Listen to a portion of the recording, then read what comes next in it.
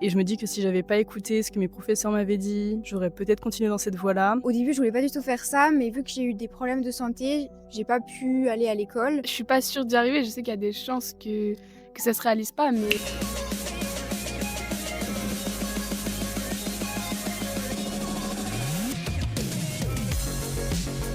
On se retrouve aujourd'hui au cœur de Nancy pour aller à la rencontre de femmes pour leur poser une question toute simple. Quel est le rêve qu'elles n'ont jamais réalisé ou au contraire celle qu'elles ont réalisé mais qui paraissait impossible? On est actuellement à la pépinière qui est tout proche de la place Stanislas. Le but de cette vidéo, c'est d'inspirer d'autres femmes à travers leurs réponses et peut-être te donner à toi aussi le déclic pour croire en tes rêves et passer à l'action. Let's go! Est-ce que tu as déjà eu un objectif ou un rêve que pour toi c'est impensable, c'est irréalisable? je pense pas. Pour moi, tout était réalisable, mais je pense que c'est aussi parce que j'ai des parents, ma maman et ma mamie, qui ont fait plein de choses dans la vie. Du coup, tous les rêves que j'ai toujours eus, j'ai toujours pensé que c'était possible de les réaliser. Moi, j'ai un objectif, c'est de devenir chercheuse, plus dans le scientifique. J'ai fait une licence en psychologie. Malheureusement, les masters, comme beaucoup de gens, sont compliqués, surtout en neuropsychologie. Donc, j'essaye d'avancer petit pas par petit pas. Ça peut être compliqué. Faut pas baisser les bras, même si ça prend 2-3 ans pour attendre, faut continuer à avancer. J'y crois toujours, même si c'est un peu long. Je me dis que j'en vaut la peine et que si vraiment c'est ce que je dois faire, je le ferai plus tard. J'ai commencé un neurotraining sur Strasbourg, c'est-à-dire une méthode qui agit au cœur des automatismes du cerveau. J'ai réalisé l'objectif de devenir thérapeute. Et je suis quand même très fière d'avoir fini par non seulement y arriver, mais en plus être vraiment heureuse dans ce projet. Il y avait quand même beaucoup de freins. Les peurs financières et le fait de la vie au féminin, c'est que j'avais fait des choix de vie pour l'éducation de ma fille, qui fait qu'on avait fait des choix où c'était moi la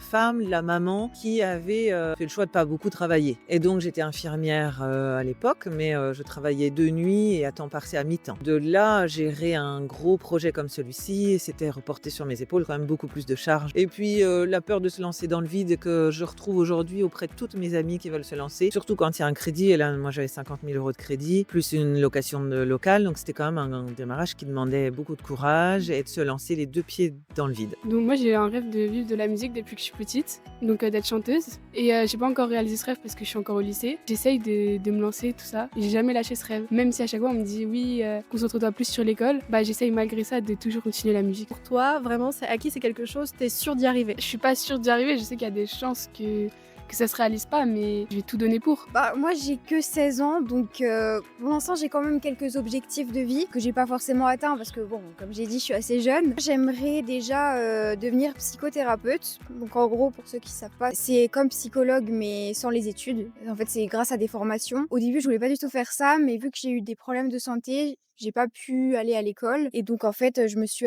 intéressée à cette partie-là parce que en fait j'ai travaillé sur moi. Je me suis rendu compte que dans les ancêtres, donc le transgénérationnel était très important et que ça avait un gros impact aujourd'hui et que en fait c'est beaucoup sous-estimé souvent. Que je voudrais travailler là-dedans, me spécialiser dans le transgénérationnel. Pour moi c'est réalisable. Alors, je sais pas si j'ai vraiment un rêve, parce que je suis une personne assez indécise dans la vie de tous les jours, donc je sais pas vraiment s'il y a une chose spéciale que je voudrais, mais plutôt une peur que je voudrais éviter, c'est justement de pas réaliser mes rêves et parce que d'avoir trop peur pour me lancer. C'est des choses qui m'arrivent beaucoup au quotidien. C'est fou parce qu'il y a quand même pas mal de femmes qui me disent qu'elles n'ont pas de rêve ou qu'elles se sentent pas concernées par la question.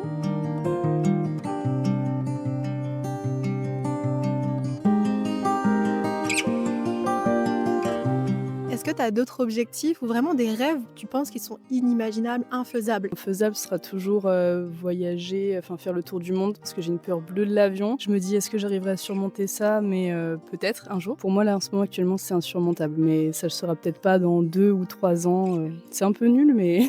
C'est pas nul du tout, mais est-ce qu'il n'y aurait pas d'autres alternatives que l'avion pour voyager dans ce cas-là, si t'en as vraiment peur? Si, mais je pense que j'ai pas encore assez cherché.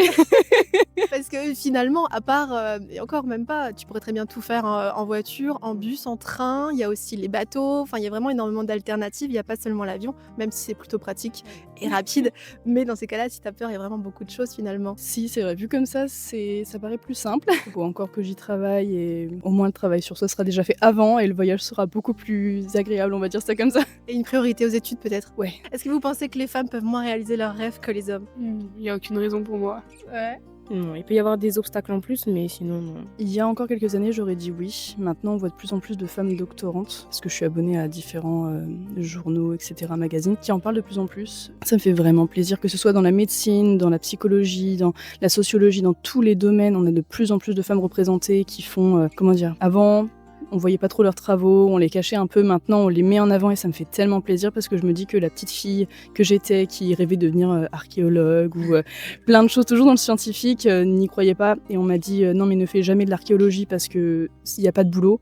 Donc j'y ai jamais prêté plus attention, même si ça vaut une passion maintenant. Et je me dis que si j'avais pas écouté ce que mes professeurs m'avaient dit, j'aurais peut-être continué dans cette voie-là. Et maintenant, quand je vois des amis qui sont en archéologie et qui réussissent, je me dis mince, je suis hyper contente pour elles, mais je me dis pourquoi moi j'ai arrêté d'y croire alors qu'elles, elles y ont cru depuis le plus jeune âge, quoi. Et tu pourrais pas, du coup, faire un changement radical et te remettre dans l'archéologie à l'heure actuelle? Maintenant que c'est devenu plus une passion, je me verrais moins dans ce domaine-là, mais ça restera toujours dans un coin de ma tête.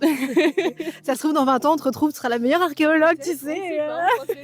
Est-ce que tu aurais un conseil pour les femmes qui nous regardent? Parce que des personnes, elles n'ont pas eu la chance d'avoir cette éducation-là. Bah, du coup, mon conseil, c'est de regarder autour de soi. Il y a plein de... Pas forcément moi, mais il y a plein de femmes inspirantes à regarder et qui, en fait, montrent que tout est possible. Il faut y croire très fort et puis il faut suivre les bonnes personnes et pas forcément écouter les gens qui nous disent de pas le faire. Mais tout est possible à faire, quoi. Tant que vous y croyez très fort, ça va se réaliser. On ne crée rien sans prendre de risques. Prendre soin de soi, c'est déjà pas la clé du succès, mais on va dire qu'on ne peut pas réaliser quelque chose si on n'est pas bien, que ce soit physiquement ou mentalement. Il faut déjà prendre soin de soi. Moi, ce serait de s'écouter soi, de pas forcément toujours écouter les autres et d'écouter un petit peu la voix à l'intérieur de nous. Bon, le principal, c'est d'abord de faire un travail sur soi parce que c'est compliqué de ne pas écouter ce que les autres nous disent de négatif parce que souvent on peut avoir plein de choses positives et une chose négative va tout casser, ça peut tout déconstruire. C'est extrêmement facile de dire ça comme ça, de dire croyez en vous, ça va aller. Non, c'est normal de passer par des moments hyper compliqué de ne plus croire en rien et en fait ça va remonter, ça peut durer 6 mois, il y a des périodes, ça peut durer 1 an sans forcément mener à des pathologies comme la dépression, mais je pense que c'est toujours un petit pas après l'autre et même les plus petits efforts font des gros changements en fait, parce que si on passe pas par des échecs ou par des tout petits détails, ça peut pas faire ce qu'on va devenir plus tard. Bon, moi, j'ai vraiment été inspirée par ma mère qui a fait plein de choses, ma mamie qui est devenue médecin alors qu'il n'y avait pas de femme médecin pour le moment. J'ai regardé autour de moi et j'ai été inspirée et voilà. Du coup, c'est mon conseil, regardez autour de vous.